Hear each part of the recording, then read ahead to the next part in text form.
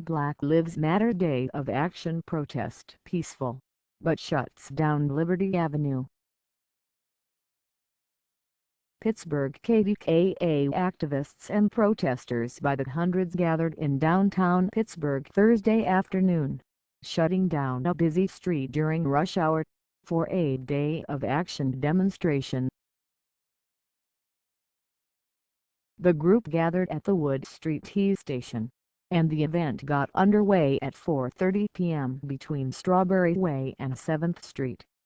By 5 p.m., the protesters had blocked Liberty Avenue, tying up traffic. According to the gathering was described as a solidarity action for a man who was shot and killed by Port Authority police when he fatally stabbed a police K-9 in February. We will be honoring the lives of those lost to police brutality, speaking their names and demanding the decriminalization of the black community, the page reads.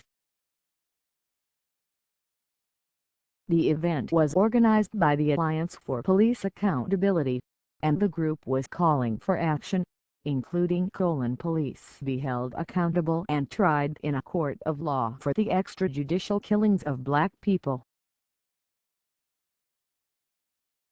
An end to the use of K-9 officers' dogs to attack people.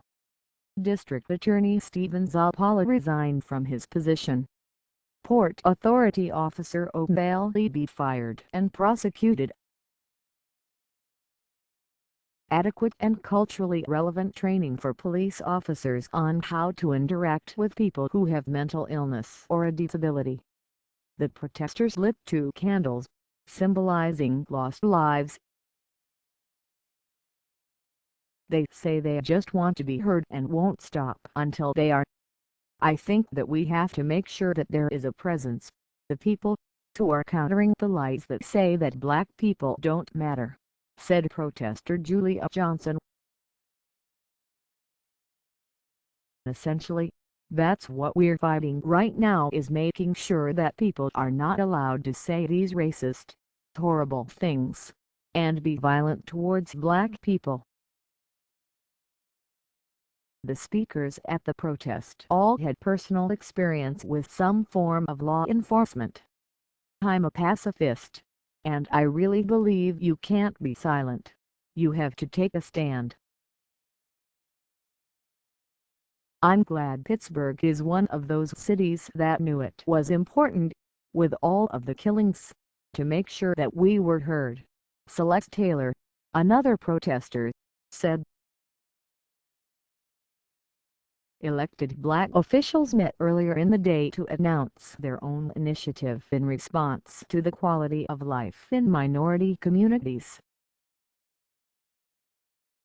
They plan to use governmental policy to initiate change, but they also understand there is a role for marches and rallies.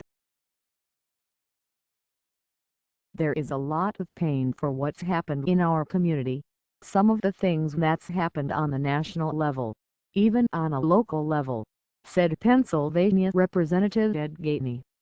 In that pain, people want to be heard, they want to be respected.